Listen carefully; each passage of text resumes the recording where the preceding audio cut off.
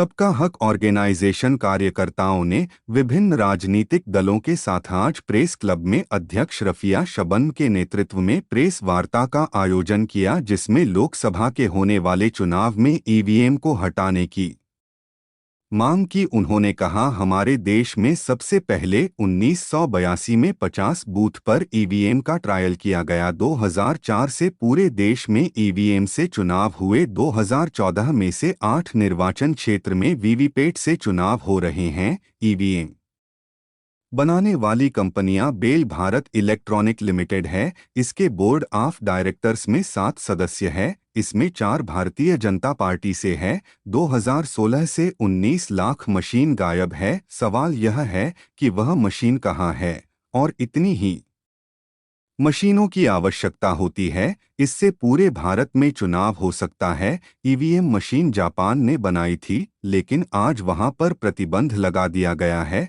Bharat, Bhutan, Nepal, Jordan, Maldives, Namibia में EVM से चुनाव होते हैं। वहीं इंग्लैंड, फ्रांस, जर्मनी, नीदरलैंड व संयुक्त राज्य अमेरिका सहित दुनिया के कई देशों में ईवीएम के प्रयोग पर प्रतिबंध लगा दिया गया है। ब्रिटेन में भी बैलेट पेपर से चुनाव होता है। उन्होंने ईवीएम की कार्यप्रणाली को विस्तार से बताते हुए कहा, ये सबका हक ऑर्गेनाइजेशन एक नॉन पॉलिटिकल संस्था है।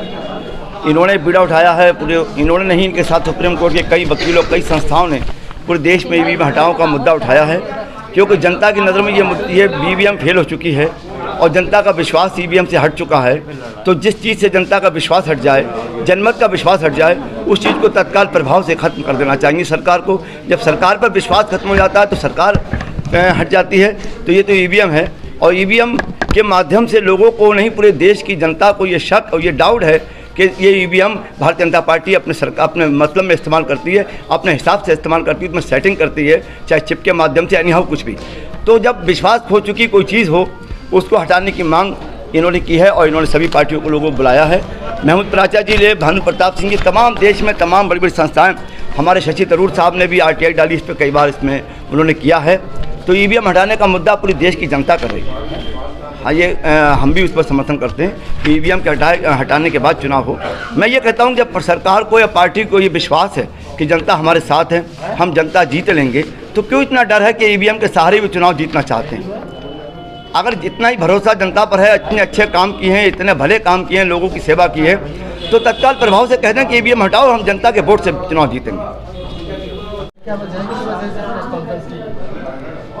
देखिए, मुद्दा जो है बहुत ज्वलंत कहना चाहिए कि ईवीएम का मुद्दा है और ईवीएम का विरोध नहीं, बल्कि हम लोग उसकी जो तकनीकी खामियां हैं उसके बारे में बात कर रहे हैं। तो बेहतर ये है कि बैलेट पेपर से चुनाव करा लिया जाए। इतनी बहस की इसमें कोई बात भी नहीं है। तो हम लोगों ने इसी वजह से आज ये प्रेस कॉन्फ्रेंस रखी है। क्या मांग करते हैं? बैलेट से क्यों होना चाहिए? बहुत सारी तकनीकी कमियां, जैसा कि अभी आपने सुना था, फिर से बता देती हूँ कि जो चिप का मैटर है वो दोनों चिप जो है अलग है और कंट्रोल सिस्टम की जो चिप है वो अलग है।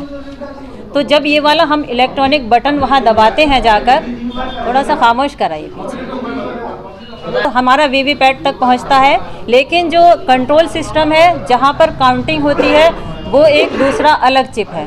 तो क्या ये संभावना नहीं है कि उस चिप को प्री लोडेड डाला जाए? प्री लोडेड डाला गया है और क्या उसमें हिडन लोडेड कोई चीज़ नहीं है?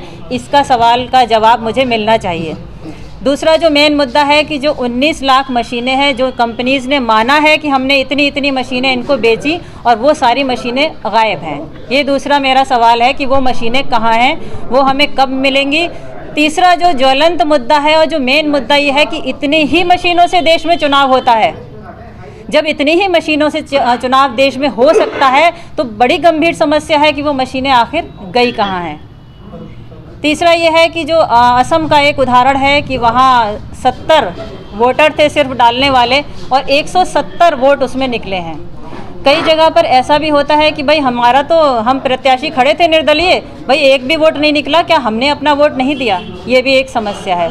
तो मेरा कहना यह है कि जब इतनी सारी समस्याएं इसमें आ रही हैं, तकनीकी खामियां आ रही हैं, गांव के जैसे लोग भी ये कहते हैं अरे नहीं भाई अब तो सब कुछ ईवीएम से हो रहा है, तो जब इतनी बड़ी समस्या है, लोग परेशान हैं, तो क्या ही बेहतर नहीं होगा कि हम बैलेट पेपर से चुनाव करा लें। मैम, सुप्रीम कोर्ट के एडवोकेट भानु प्रताप हो या महमूद प्राचा साहब हो, लगातार ईवीएम के खिलाफ प्रोटेस्ट भी कर रहे हैं और साथ ही साथ कांग्रेस के टाइम में ईवीएम आई थी, कांग्रेस के नेता हों या समाजवादी पार्टी के नेता, बड़े बड़े नेता जमीन पर उतरकर इसका विरोध क्यों नहीं कर रहे?